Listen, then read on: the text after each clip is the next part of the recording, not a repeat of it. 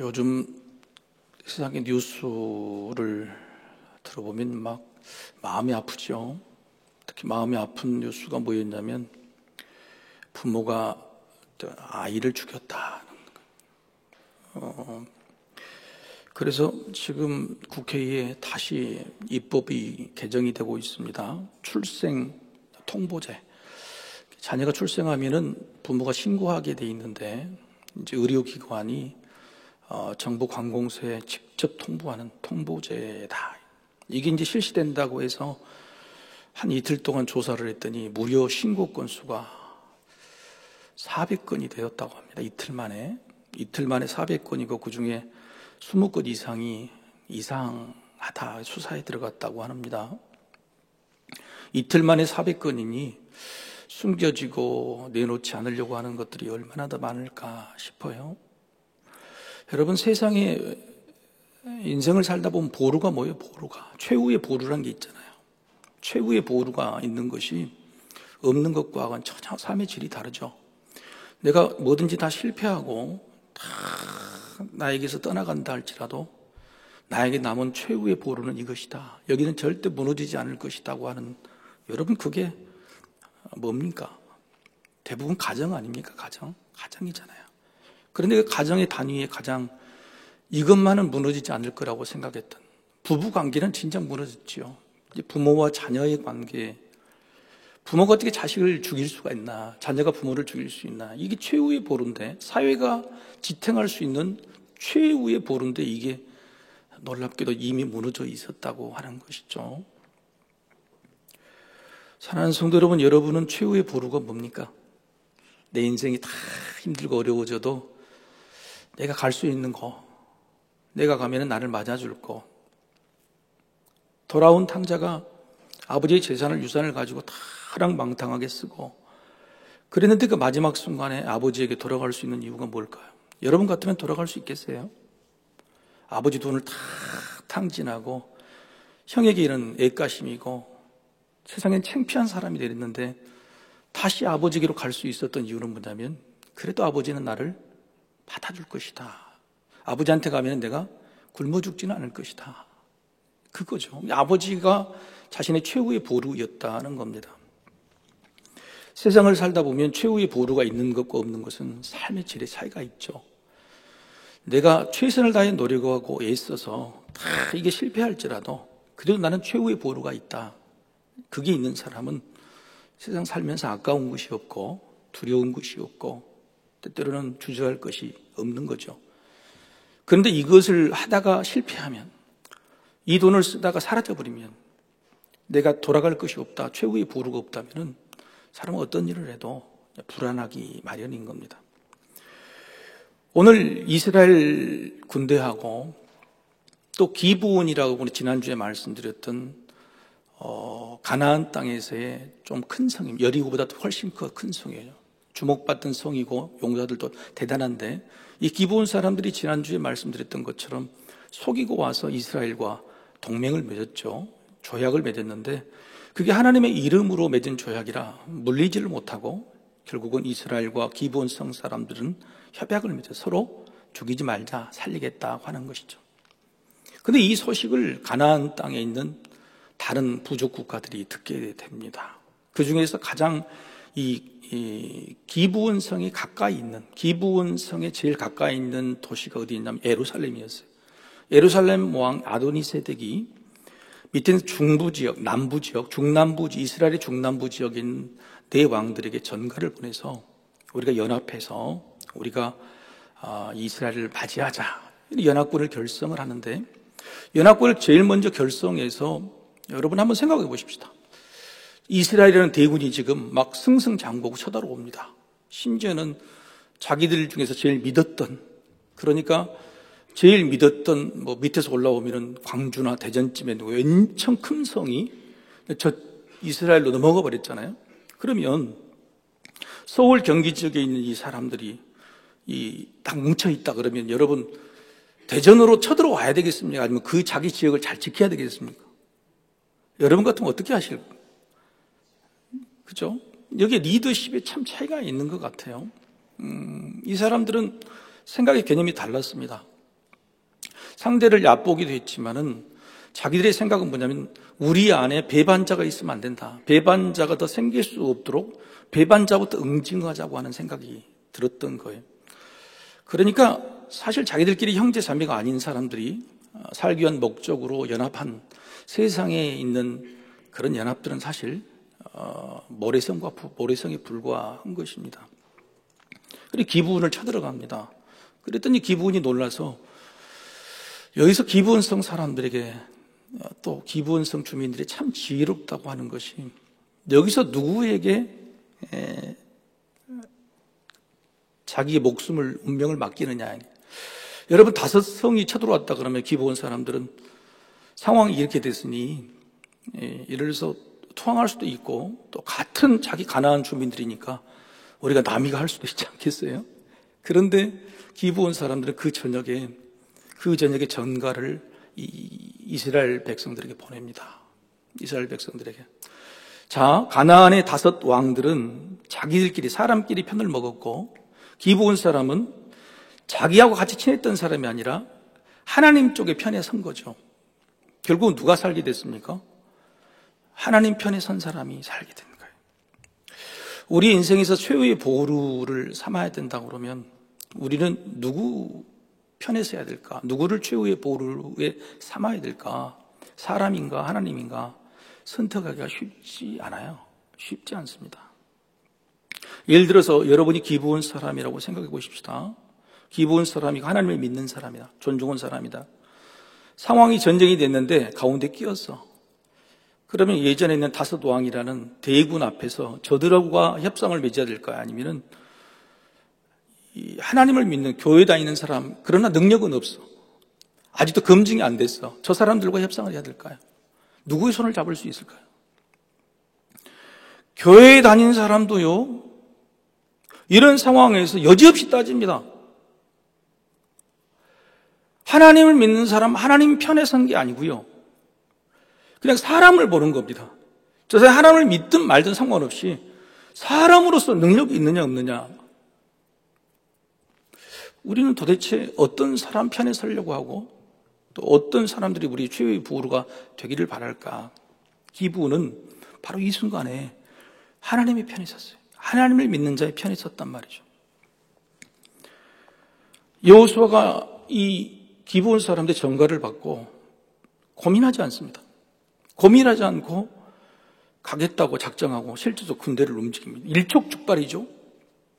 지금 시간을 지체할 수가 없는 거예요. 그렇게 가게 된 여호수아가 군대를 데리고 가게 된 이유가 뭘까요? 기부온 사람들과 협약인 거죠. 약속을 못했던 거죠. 그런데 놀랍게도요, 여러분 기부온과의 약속이요, 내가 너희를 죽이지 않겠답니까? 아니면 네가 어떤 경우에도 너희를 살리겠다는 겁니까? 여러분 이제 보십시오. 9장 19절에 화면 안 나옵니다. 9장 19절에 보면 맹사의 전쟁 마지막에 이제 그들을 건드리지 못하리. 이 말은 뭐예요? 죽이지 않겠다는 거예요. 이스라엘 모든 백성들은 다, 가나안 땅에 있는 모든 사람들은 다 진멸하기로 하나님께 약속되고 명령을 받았는데 기브온 너희 사람들은 죽이지 않겠다. 죽이는 사람 대상에서 제외하겠다는 거예요. 죽이지만 않겠다는 것이지 너희들이 죽을 경우 처지 상황이 되면 내가 내 목숨을 걸고 지켜주겠다고 하는 조약은 없어요. 여호수아는 거기에 갈 이유가 없는 겁니다. 그런데 왜 갔을까요? 그게 하나님의 이름을 가지고 사는 사람들의 신실함이에요. 여러분, 우리가 믿는 사람이요, 딱 거기까지만 해요. 거기까지만. 저 사람이 뭔가 도와주려고 그러면 내 체면치레 여기까지만 도와주면 딱 끝인 거예요. 진짜 진실한 사람은요, 그 사람이 살게끔 해주는 거예요. 살게끔 길을 열어주는 거예요. 거린들이 와서 거린들에게 돈 몇 푼 쥐어주는 거, 우리 할 도리 다 했다가 저 사람들이 뭔가를 살게끔 길을 열어주는 일, 그 일을 안 한다면은 하나님의 이름으로 사는 우리들은 부끄러운 일이란 말이에요. 여호수아는 자신들이 맺은 조약이 그게 아니었어요. 죽이지 않겠다는 거였어요. 너희들을 위해서 너희 목숨을 살려주겠다고 조약한 적이 없어요. 그런데 하나님의 이름이라는 게 그게 무서운 거죠. 우리 교회는요, 쉬운 길이 아니라 참 어려운 길을 갑니다. 어려운 길을 가요. 전도도요, 태신자 작정해서 전도잔치에서 성도들 부르고 연예인 부르고 해서 딱 전도하면 쉬워요. 너무 쉬운 일인데 알파 코스라는 1년 내내 석 달, 넉 달을 돈을 들이고 섬기고 하는 그 일들을 합니다. 세상을 섬기면요, 돈 몇 천만 원 들여서 잔치하고 사진 찍고 신문에 내면 너무너무 쉬워요. 그렇게 하지 않잖아요. 집수리 봉사팀, 미용 봉사팀, 다비다 봉사팀, 나눔터. 여러분 어떤 일을 해도요, 한 번 간 곳은 끝까지 가요. 한 번 살기로 한 사람들은 계속해서 도와줍니다. 여러분 우리 교회는 소음도 나지 않고 어려운 일인데요, 그 어려운 길을 선택한 이유가 뭐냐면 그게 하나님 이름의 영광이 되기 때문에 그래요. 그 돈 다 쏟아서 전도단체하고 구지단체하고 사진 찍고 한번 하면 얼마나 좋겠어요. 너무너무 쉬운 일을 하지 않는 거예요. 하나님이 원하시는 게 뭔가를 여호수아는 잘 알았어요. 그래서 그 전역으로 갑니다. 그 전역으로. 여러분 길갈에서요, 예루살렘 성도들이 있는데 길갈에서 기브온 땅까지 무려 한 25km 됩니다. 25km면은 4km가 심리니까 60리를 저녁에 달리는 60리를, 그것도 군대를 이끌고. 당신 말이 어디 있겠어요? 뛰어가는 거죠. 저 사람 살리겠다고. 밤새도록 뛰어가서 그날 아침에 쉬지도 못하고 바로 전투에 임합니다. 이 사람들이 여호수아예요. 그런데 놀랍게도요, 오늘 본문에 보면 참 기가 막힌 게 있습니다. 기브온 사람이 도와달라고 그럴 때 여호수아가 6절에 도와달라고 전갈이 옵니다. 그렇죠? 6절 한번 확인해 볼까요? 6절 다 안 읽겠습니다. 기브온 사람들이 우리를 친하이다 하며 7절 보십시오. 여호수아가 모든 군사와 용사와 더불어 길갈에서 올라가 버립니다. 우리는 하나님 이름으로 맹세했기 때문에 고민하지 않습니다. 계산하지 않습니다. 셈법이 없어요. 그냥 가버려요. 그런데 놀랍게도 그 다음 말씀 8절은 같이 읽어볼까요? 자, 시작. 그때에 여호와께서 여호수아에게 이르시되 그들을 두려워하지 말라. 내가 그들을 내 손에 넘겨주었으니 그들 중에서 한 사람도 너를 당할 자 없으리라 하시니, 하나님이 너무너무 기뻐하시는 거예요. 하나님의 이름을 위해서 하나님이 약속해서 옳다고 하는 그 일을 고민 없이 셈법 없이 계산 없이 내가 먼저 한 걸음을 딱 옮긴 그 순간 하나님이 너무너무 기뻐하시는 거죠. 우리에게 삶의 어떤 결정이나 판단에 확신이 없어서 머뭇거리는 것은 하나님의 뜻을 몰라서가 아니에요. 계산하고 있기 때문에. 우리가 하나님의 뜻을 몰라요? 다 알죠. 내 삶에서, 내 인생에서 하나님의 뜻 다 합니다.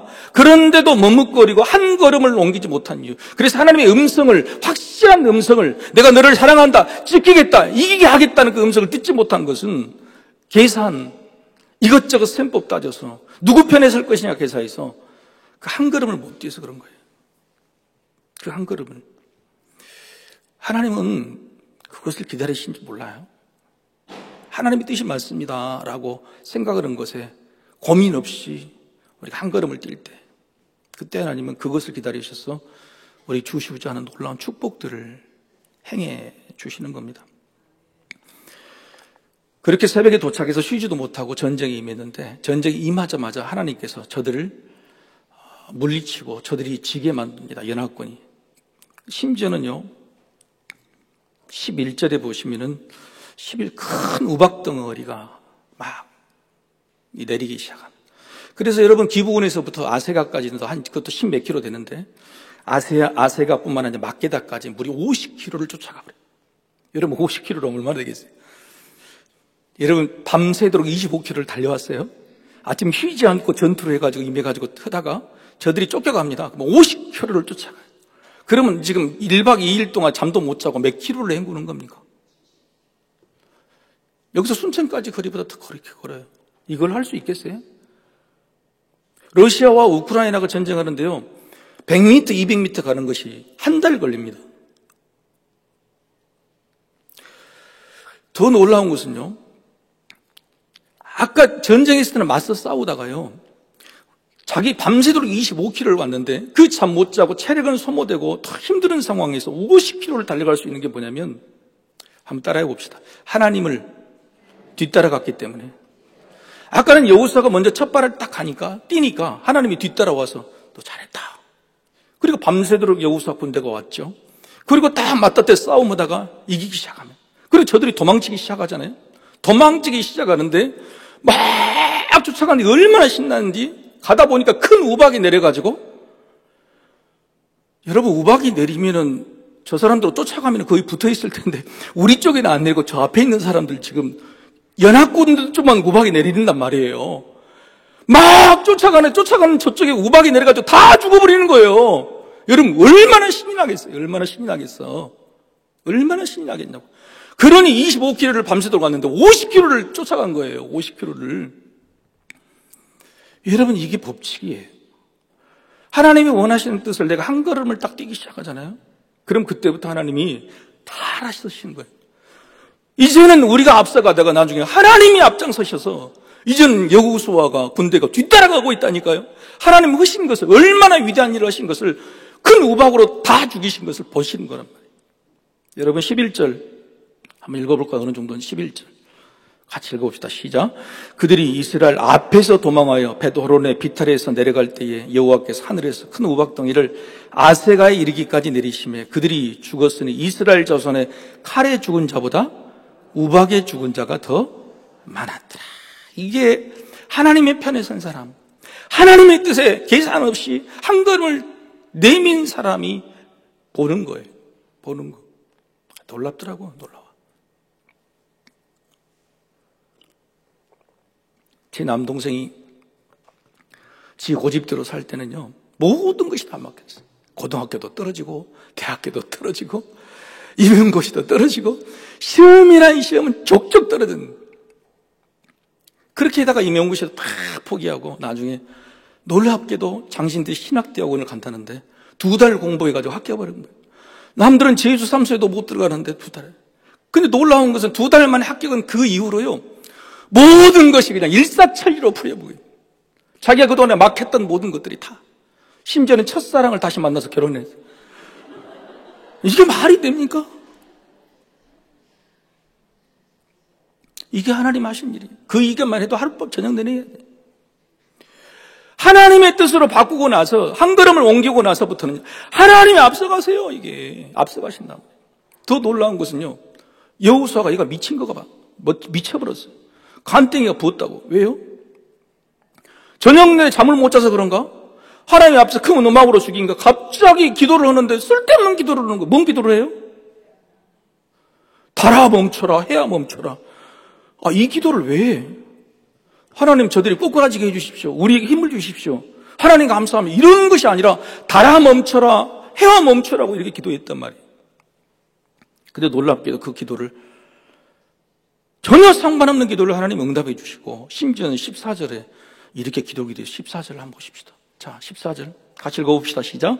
여호와께서 사람의 목소리를 들으신 이 같은 날은 전에도 없었고 후에도 없었나니 이는 여호와께서 이스라엘을 위하여 싸우셨음이니라. 이 기도가 얼마나 기뻤냐면 전에도 없고 후에도 없을 정도였다고 말이에요. 도대체 이 기도가 뭘까? 여호수아의 기도는 12절 중반절에 나와 있습니다.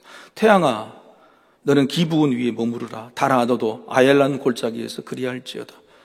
여러분, 이 기도가 무슨 기도였기 때문에 하나님께서 그렇게 좋아하셨을까요? 전에도 없고 후에도 없었을 거라고 생각해요. 이게 무슨 기도일까요? 여호수아는 계산을 한 겁니다. 하나님 저들이 도망가는데 하나님 다 죽이셔도 하나님이 우리에게 주신 말씀은 한번 따라해 볼까요? 진멸하라. 가나안 땅에 있는 모든 백성은 한 사람도 남김없이 다 진멸하라는 것이에요. 기본과 희박을 맺은 것도 그 실수였지만 하나님 이름으로 했기 때문에 용서해 주신 거예요. 그렇죠? 진멸하라는 말씀이 여호수아에게는 이제 각인이 됐어요. 그런데 시간적으로 봐서 우리가 지금 우리의 육체의 영향으로 봐서는 하나님, 우리가 여기서 쉬면 더 이상 저 사람들을 쫓아가는 사람 쫓아가서 진멸 못할 것 같습니다. 그러니 하나님, 우리에게 힘을 주십시오. 우리가 이 힘을 마지막까지 쓸 때까지 해가 지지 않게 해주십시오. 우리에게 시간을 주십시오. 하나님의 명령에 순종하려고 하는 거예요. 간땡이가 부어서 쓸데없는 기도, 해와 멈춰라, 달아 멈춰라, 그렇게 기도한 게 아니고 해와 달이 멈춰야 우리가 하나님의 말씀에, 진멸하라는 말씀에 순종할 것 같습니다. 그렇게 해주십시오. 오늘 본문이 길어서 읽지 않았습니다. 결국은 다 진멸했는데 5연합군의 왕들 5명만 못 잡았어요. 왕들 5명을 두고 다시 돌아오려니까 너무 마음이 아픈 거예요. 여호수아가 소식을 듣게 됩니다. 막게다 굴에 숨어 있다고. 즉시 군사를 돌립니다. 그 막게다 굴까지 쫓아갑니다. 50km 넘는 그 끝까지 쫓아가서 결국은 거기에서 그 다소당을 다 진멸한. 여호수아가 왜 해와 달이 멈추라고 기도했냐면 간땡이가 부어서가 아니에요. 좀 이기게 하니까 교만해져서 하나님 우리에게 이 위대함을 보여주십시오. 그런 기도가 아니란 말이에요. 하나님의 말씀에 순종하고 싶습니다. 진멸하라는 하나님의 말씀, 이 저녁이면 안 될 것 같습니다.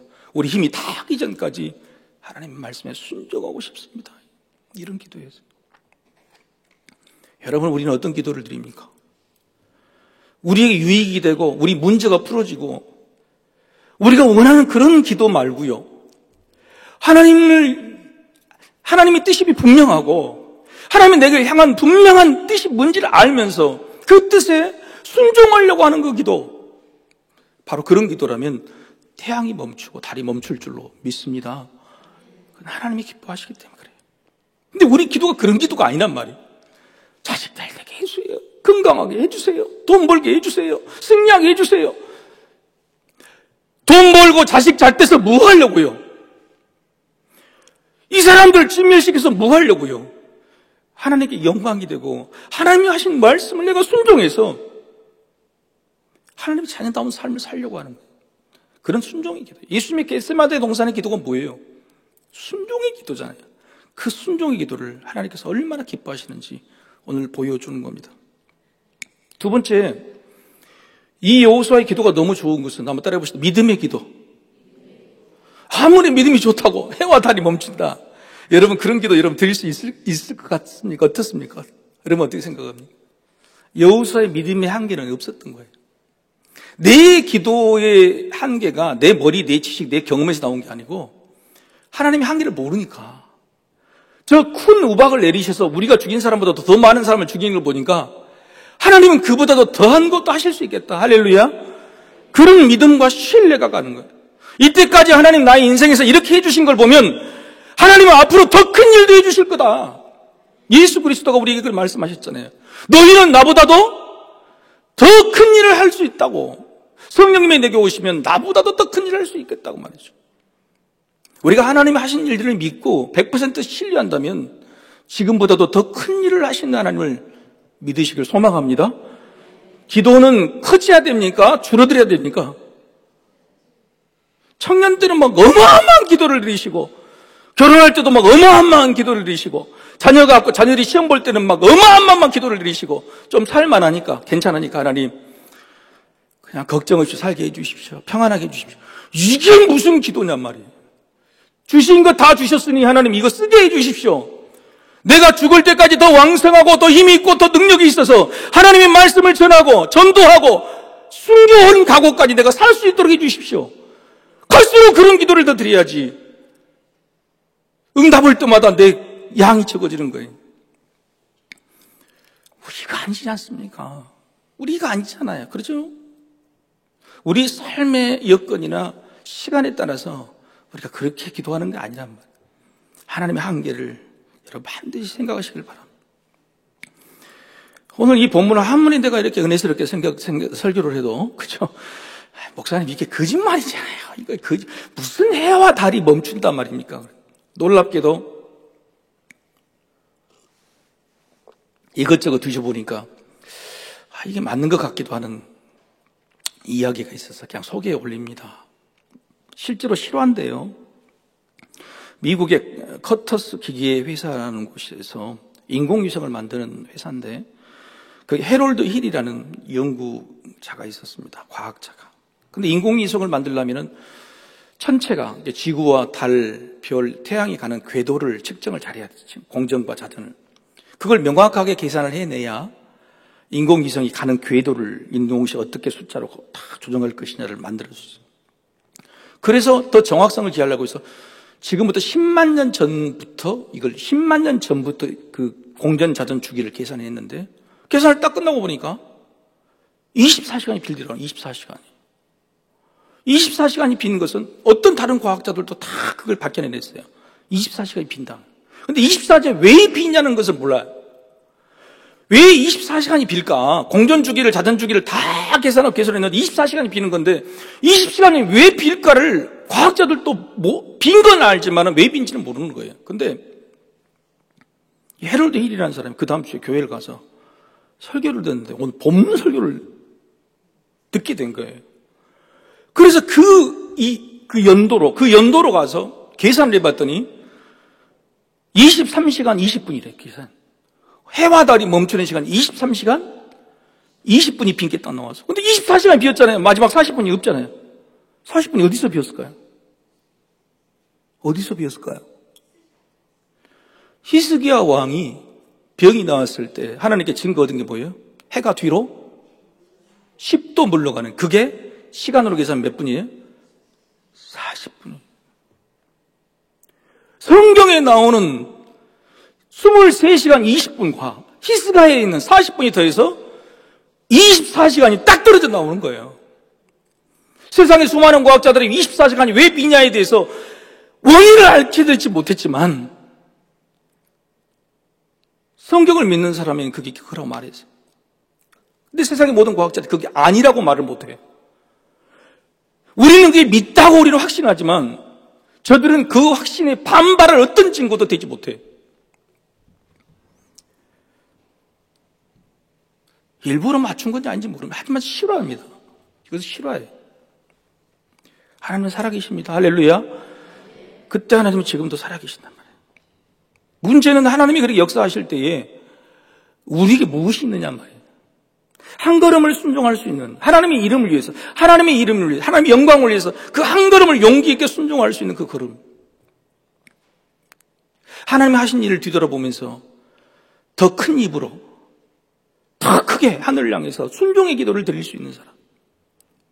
그게 한치 의심이 없는 믿음의 기도를 드릴 때 하나님께서는 우리에게 이렇게 위대한 일들을 역사하시는 겁니다. 사랑하는 성도 여러분, 여러분의 최후의 보루는 뭡니까? 돈입니까? 옆에 있는 자식입니까? 건강입니까? 여러분의 최후의 보루는 살아계신 하나님이심을 믿으시기를 축복합니다. 함께 기도하십시다.